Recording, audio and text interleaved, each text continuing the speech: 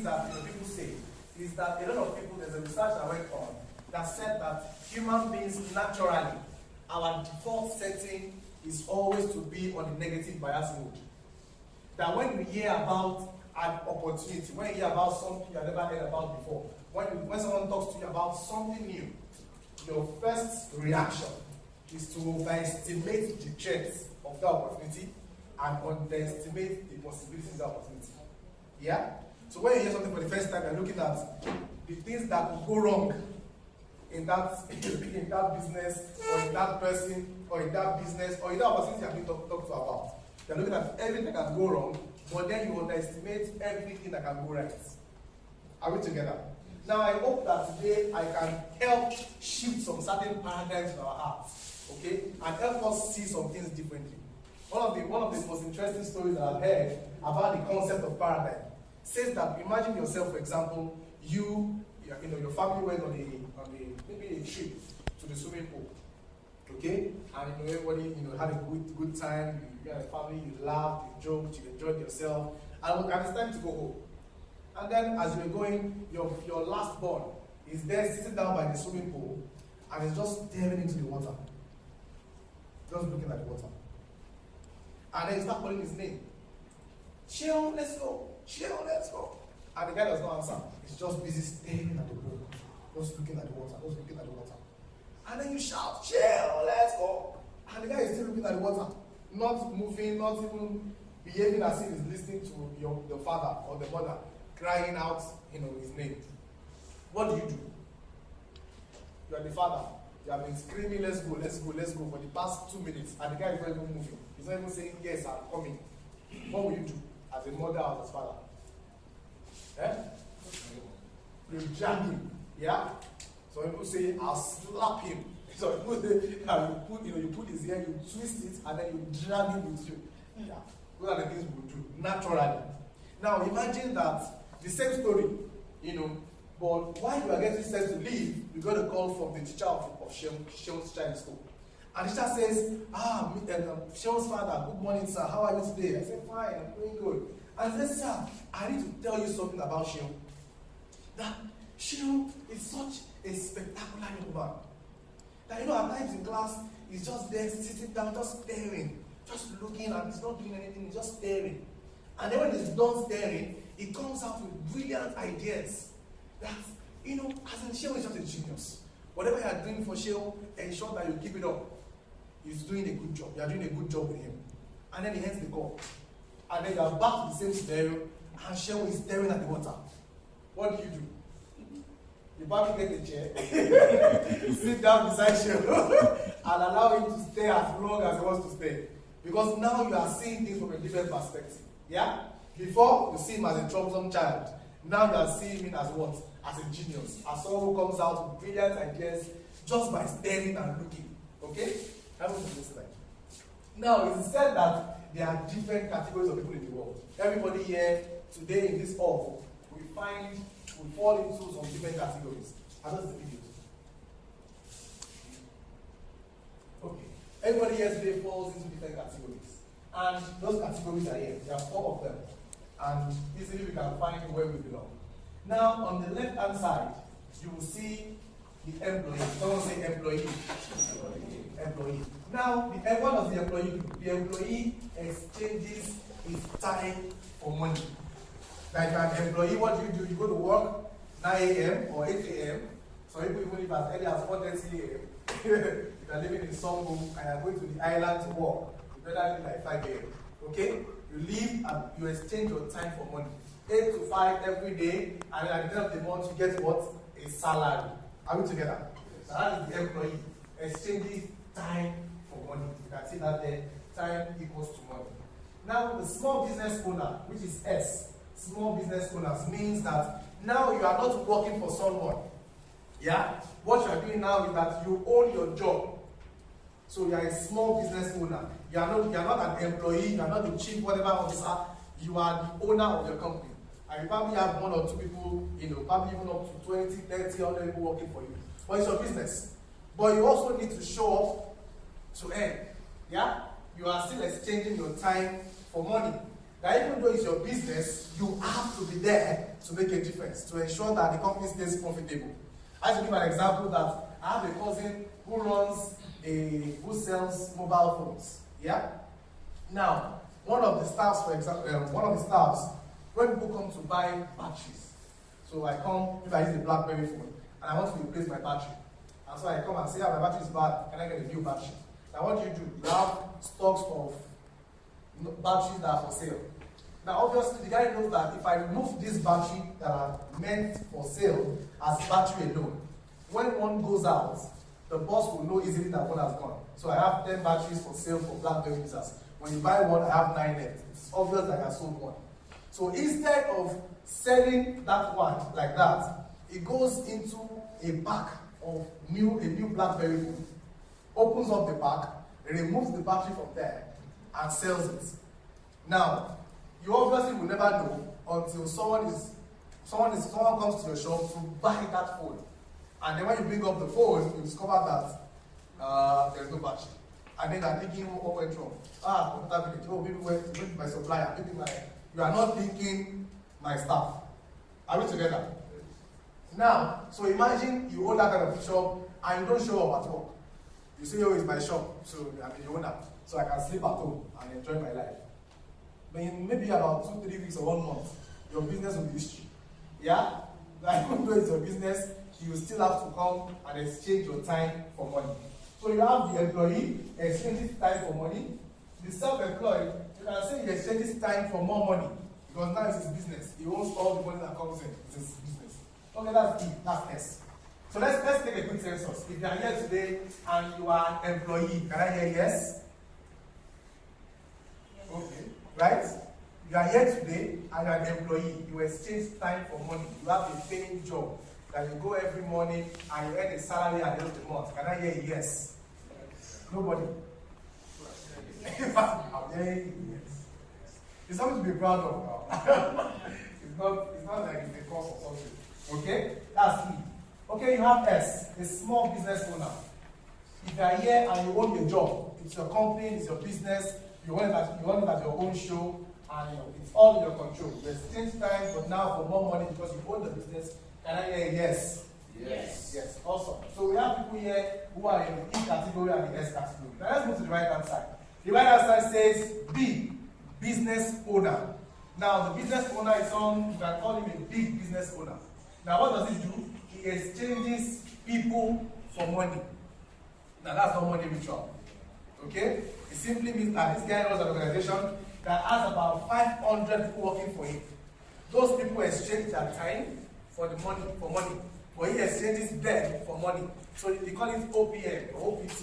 Other people's money, other people's time, other people's resources. He's using their own intellect, their own skills, their talent, their wherewithal to make himself money. Yeah? So someone like Dangote, for example, let's assume that Dangote goes on vacation for 2 months. Will his company run down? No. Will his company run down? No. Why? Because there are people who are committed to ensuring that Dangote becomes a success. Because their daily bread is found from that place. Yeah? So a big business owner is someone who exchanges people for money. He leverages on the time, on the money, and the resources of other people to make himself wealthy. Yeah? Now, I is an investor. An investor is someone who exchanges money for more money. Okay? So this is someone who has about $500,000. Invest it, and he earns rewards doing so. For example, if I have $1 billion and I put it in fixed deposits, and I'm betting, say, 10% of it, what do I have? I have $100 million coming to me in passive income. I don't have to work for it. I don't have to go to any office 8 a.m. to 5 a.m. Once the money is there, it works for me, and I earn from doing so. So as an investor, my money makes me more money. So we have 4 categories of people. One says employee, time for money. The other says self-employed, a small business owner. I also exchange time, but now maybe for more money. I have a big business owner who has about 500 people working for him, who has a growing chain of businesses, and who exchanges the people for money. Their time, their resources, their intellect, and all that for money. Now I also have the investor who uses money to make more money. Are we together? Now, those are the left-hand side and the right-hand side. If you're on the left, can I hear yes? Yes. If you're on the right, can I hear yes? Yes. Ah, that's it. Okay, great. Right. Now, if you desire to cross over from the left-hand side to the right-hand side, can I hear a louder yes? Yes. Let me say my own yes. Okay? That we all desire that transition. I want to move from the left to the right. Okay? I want to get to a place where, I can exchange people for money or exchange money for money. That I'm not, my time can be mine. Okay? That I can have all the time in the world to do what I want to do. That the problem a lot of times is that some people have so much time, but they don't have the money to spend. Okay? If you see a jobless person, he has so much time in his hands. He can be home all day watching TV, but there is no money to spend that time with. That if you have time on your hands and you have money on your hands, you will be busy. Yeah?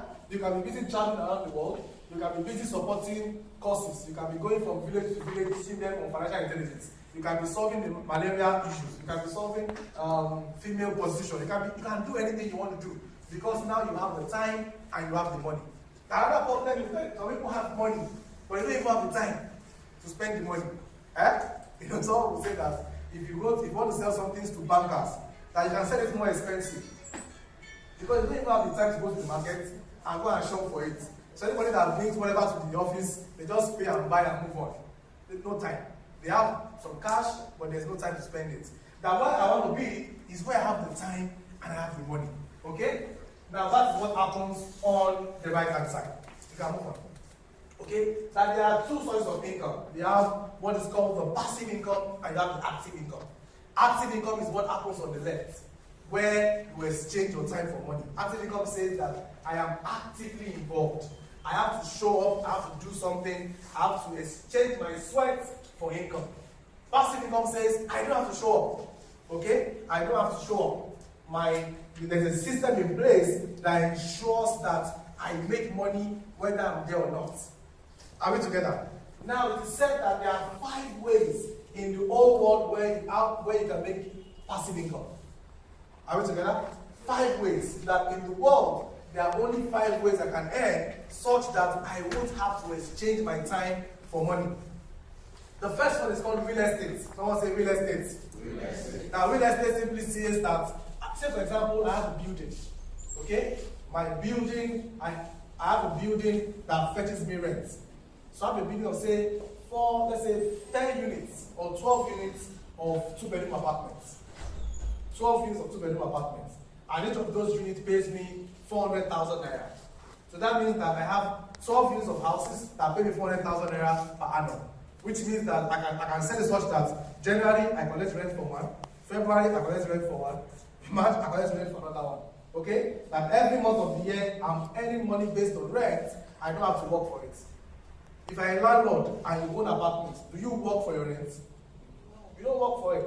The people that live in the house work for the money and pay you for that. Yeah? So there's a sort of passive income. I don't have to exchange my time for it. And when I put the system in place, the money will come in. Real estate, that's number 1. Number 2 says paper investment. Someone say paper investment. Paper investment. Paper investment comes in the forms of shares, in the forms of stocks, in the forms of fixed deposits and stuff like that. If you take 100 million to the bank and say, I want to fix this money with you, what would they give you in return? A paper. Do you understand? They give you a paper. A paper says that, it says, Mr. So and so has 100 million naira with our bank. Yeah? And we will pay so and so amount of interest on a monthly basis or on a yearly basis. And that's all you have. That's why it's called paper investment. Because all you get for exchanging that money is a paper. But what do you earn for paper investment? You earn dividends or you earn interest. How many of us have bought shares before? You have shares in different companies. Yeah? A lot of us. How many of us are proud of the quality of dividends we get from those shares? I've gotten a dividend before that was 1 naira 80 kobo. And I looked at the paper and said, I'm sure this paper is even more expensive than 1 naira 80 kobo. I mean, what would I do without? So some of us have files for it, where you just keep piling them up. And you can look at them like, I have shares. but it's not, okay? But that's what you get. You get dividends or you get interest. And there are people who have billions in shares who their dividends run in millions. Some in hundreds of millions, dividends. And when dividend is declared, what they get is hundreds of millions. I was reading about someone who is on the top, who is on the Forbes 100 most richest list in the world, who earned about $5.something billion in dividends last year. That dividends alone is not working. Dividends alone, over $5 billion in dividends. Now, that is what it means to have shares. Okay? But that's another one. So you have, number one, real estate. What do you get from real estate? You get rent. Yeah? Number two, paper investment. What do you get from there? You get interest or you get dividends. Number three says I have an automated business. That I invest in a company that is automated. So someone is on top of it. I'm not involved in it. Someone is running the company, but I invest in it and I have equity in it. And I say I'm one of the directors. What do I get from there? I get what is called a director's bonus. So people leverage on, maybe my influence, my skill sets and stuff like that, or my investments, and I earn director's bonus from it. So every year, or maybe quarterly or biannually, whatever it is, a check lands in my account as a bonus for what I've done for the company. Okay? That's automated business. Now, number four says you have what is called intellectual property. Someone say intellectual property. Now that means basically what it means. It means intellect. I'm using my intellect to make money. Yeah? Now, how does that become passive? Some days ago, I was still in a city mall, and a guy came to me and says, "Bros, I just bought a CD, just support me." So you get a CD and says anything you have. So you can give the guy 50 naira, 100 naira, 200 naira for a CD. Okay? Now, even though watching an album is an intellectual property, he used his brain to compose some songs. He sang it, it became an album, but now because he's still actively involved in the process, he still has to come to you and say, "Ross, buy my CD." He has to sweat to make money. He's still active. Are we together? To make it passive, what do you get? You get what is called royalty.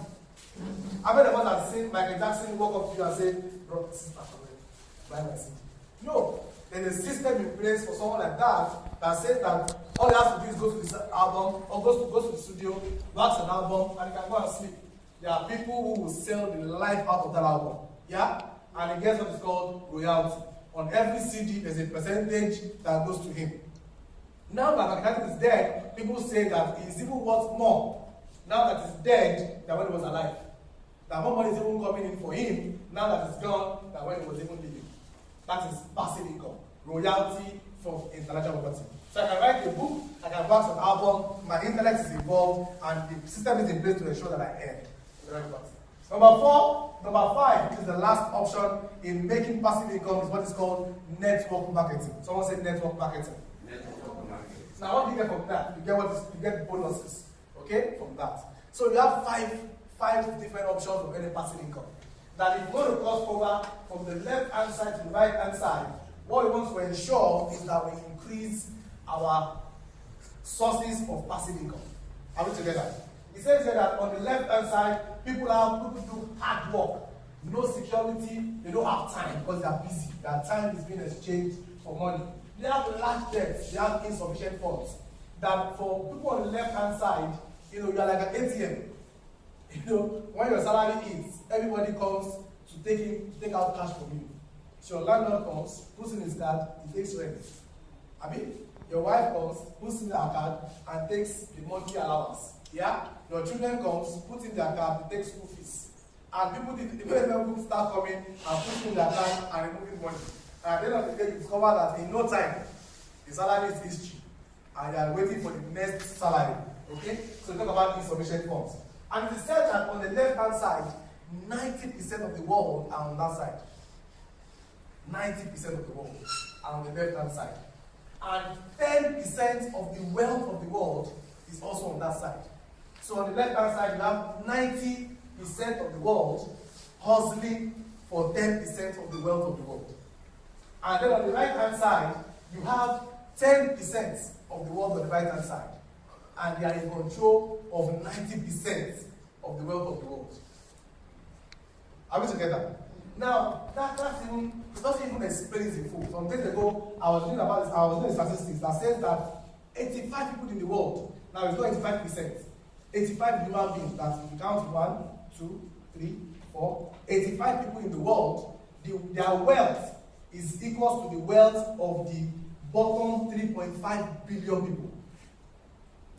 Are we together? That if you sum up the wealth that the poorest 3.5 billion people in the world have, it is equal to the wealth of the top 85 billion people in the world. Which basically means that 85 people control 50% of the wealth of the world. Do you understand? As in, it's dramatic, it's insane. But that's the reality. That 90% of the people on this side also for 10% of the world's wealth. And on this side, you have about 85 people in charge of wealth that is equal to 3.5 billion people in proportion. That the desire for us here is to ensure that you can move from the left and we can move to the right. That we can move from a place where we are investing our time for money to where we can exchange people for money or money for more money. Now, on the right hand side, you have easy work, you have stability, you have spare time, you don't have debt, you have plenty of money, you have plenty of time to spend this with. Are we together? Now, someone says that love is denied full expression by poverty. That when you don't have enough money, love is denied full expression. Now, imagine a couple who have been married for 10 years, okay? And then on their 10th year wedding anniversary, the guy comes home and says to the babe, honey, you have been the sugar in my tea, what do we say again? The butter in my bread. Or is that, I just use skills now. I'm old. I'm still. Okay? And you give all the rights and says, you have been there for me over the past 10 years, you've kept me going, you have been my inspiration, you have been my motivation, you have been, and he said all the English in this world. And then he says, this is our 10th year anniversary, maybe happy 10th anniversary, gives her a hug and a kiss, and that's the end of it. 10 years. Well, that's one couple. Now, imagine another couple. The guy comes home, doesn't have so much English to say, just says, baby, 10 years. Exciting, challenging, motivating, inspiring, fulfilling. And says, baby, just close your eyes. And then you close your eyes, and then and he walks you and guides you, outside of the house, and then it does pim pim, and then you open your eyes and he gives you the key to a Range Rover. Now, who do you love more? That love is denied full expression by poverty.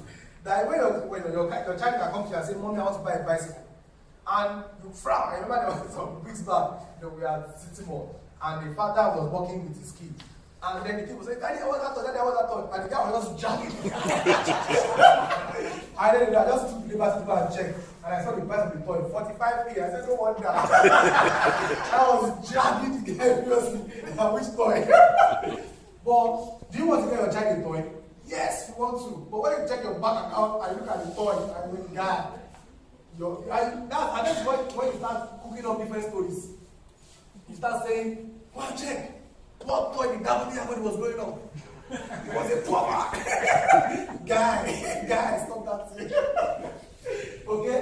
Now, the desire is to move from the left to the right. Let's move on, please. Okay?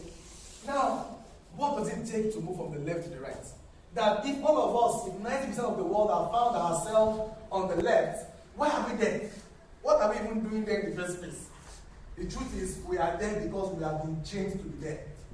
Are we together? That when we're growing up, the basic advice we get is that go to school. Yeah? Get good grades. Why? Why would your parents say to you, get a first class, get a 2-1? Because they want you to do what? Get a good job. A high-paying job. That's all. Okay? That the desire and the desire in their heart and the education they gave us is to ensure that we journey a path where we end up on the left, which is what? As an employee. Go to school, get good grades, get a good job. I have a friend of mine who runs a company. He has about 80 staffs working for him. And he says one day, the dad was like, what are you even doing with your time? That is how I own a company, I have about 80 people working for me, I pay their salaries, blah, blah, blah. And then that's nonsense. Get a job. One day, you must be killing me. I mean, it doesn't, why? Because the guy feels your business can crash anytime.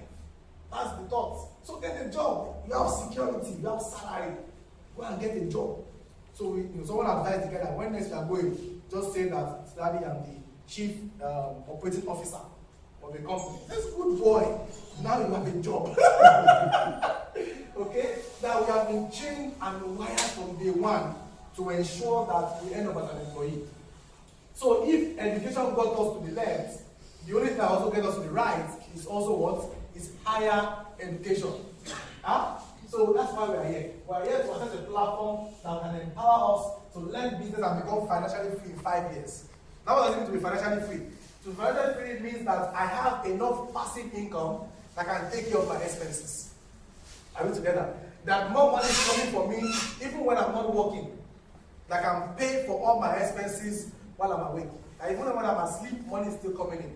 Are we together? Now that's what we are here to do. We want to support us to do that. We want to help us to do that. And financial says higher education learning program. That we are here to give you the education you need to ensure that you are moved from the left-hand side to the right-hand side. Let's go on. How does this work? Number one says enroll in A2W as a business school. Okay, that A2W is the platform to ensure that you learn the basic skills you need to cross over from the left to the right. Are we together? From there, you get the setup part, which includes services, goods, websites, books, everything you need to join that path of higher education. From there, you learn by listening, reading, and watching. That when we're in school, the training is basically in class. Everything you do, the classroom setting, you learn and you pack theories and theories into our head. When I was in Ife, I did a course, I studied metallurgical and material engineering. And one of the courses involves us studying different machines that are used for different tests in that field of engineering. Now, you probably went through about 80 different machines that do different things, from testing this to testing that, to testing this to testing that. All through that semester, we did not see one of those machines. We talked about everything, but we never saw one, and we never experienced one of them. All talk. This one can test this one can test that. Where is it? We don't have it. Okay? But here what you do, you learn by listening, you learn by reading, you learn by watching. You get the practical hands-on experience to ensure that journey is realistic. That journey is something you can watch other people do and journey the same path along that side of them. Be involved. Learn business by failing in business. Fail more, try more, fail forward. There are a lot of times what limits us is that we are bound and shackled by the fear of failure. The fact that if I fail, what happens? Always holds us back. And we fail to realize that a lot of times, if you don't look at it to say that, what if I succeed? That a lot of times our fear of failure overrides our desire for success. That the only reason why we can succeed and make it big and grow bigger in anything we are doing, whatever it is, whether it's your job or a business, is that your desire for success overrides your fear of failure. Are we together? That I remember one time when I was doing a business and I lost close to ₦1 million. And that night, I locked myself in my room and I was just thinking. I just finished from school, less than about a year from when I finished school. And I've been able to work and do what I could to save money and ensure that I put money together. And I have about ₦1 million. And I lost everything in just one deal. I'm thinking, Jesus, I'm in soup. I locked the door and I was thinking, when I was knocking, like, don't kill yourself and all that. But I kept on at it. It didn't stop me from continuing in that same line of business. And after that, I made even more millions. Are we together? That when you fail, what it does for you is not that it ends you. What failure does for us is that it gives us the strength to go more if we choose to go more. Someone says that it is not a win or lose scenario. It is a win or learn. Do you understand? Yes. That even if you lose, even if you don't make all the money you want to make from it, you got to learn. Thomas Edison, he always quoted as testing the light bulb over 99,000 times before he got it right. And people asked him, how come? Why were you at it? And he says, every time I fail, I have learned another way of not doing it. So if I'm heading towards doing something and I try one thing and it doesn't work, then I know that this particular way does not work. I have learned that one. So I don't do it again. I have learned one way that it doesn't work, and I can continue and keep testing new possibilities until I get how it works. And that's why today we have a light bulb. If the guy has stopped at about 2,000, the light bulb will not be here. maybe we'll still be putting on kerosene and candy. Or somebody else will have continued from where it stopped and made it happen. But the guy continued and got it right and made it. So we learn by failing. We fail, we fail, we fail. A lot of times when we fail and we stop to go forward, the thinking is that imagine yourself driving with a rear view mirror. With your rear view mirror. You are driving, you are not looking forward. You are just looking at the rear view mirror. And you want to be going forward. How do you do that? You can't make progress. You will hit someone, you will bash a car, you will hit everything. Because you are driving looking at the past. A lot of times, because of our past failures, now we are driving conscious of our past more than conscious of what is ahead of us. More than the possibilities ahead of us, more than where we are going. Now in this business, you will learn by failing and failing forward. You try and try, you fail more, generate things, convert things, you will learn by selling. Get others to the support group, teammates, people who are here to support you and you make progress. Enroll again, have fun, grow in the company. Let's go. That in this business, what you do is that you learn by doing. That there is an old school and there's a new school. Yeah? In the old school, no income while in school. I'm sure that all of us probably had one time or another in school. University, secondary school, whatever it is. Now, when you were in school, were you paid for coming to school? Thank you for attending MTH 101 class this semester. 50K. If it was like that, I would not leave school. I'll be doing like 20 courses. So I can be ready for money. I'll be ready salary. Okay? Well, nothing like that. But in A2W, in the new school, you can earn while you are in school. And even while you are still learning and growing in the business, you can learn, you can earn money, you can be paid for doing that business and for attending school. First, from old school, after school you search for work. New school, after the school you can retire. You know that when people who do the basic artisan skills, plumbers, tailors and school, when they are done with their training, what do they celebrate for them? They celebrate what is called freedom. Yeah? And they are free. But when we leave our own university, we enter into bondage. Now we have to wake up 4 a.m. and run to work and come back 9 p.m. and we get home, we are tired. It's the best of situation. After school, we search for work. After this school, you can retire. After 5 years of consistently growing this business, you can get to a place where your passive income conveniently exceeds your expenses and you are free. Old school, 4 to 5 years of theory. Like I said, I did metallurgical and materials engineering. I really can't remember what I school. I really can't remember. I cannot remember this in my life. It was just theory and theory. And so a few weeks to exam, you get into class, you read yourself out, you go into the exam, you pass, and then immediately you drop that pen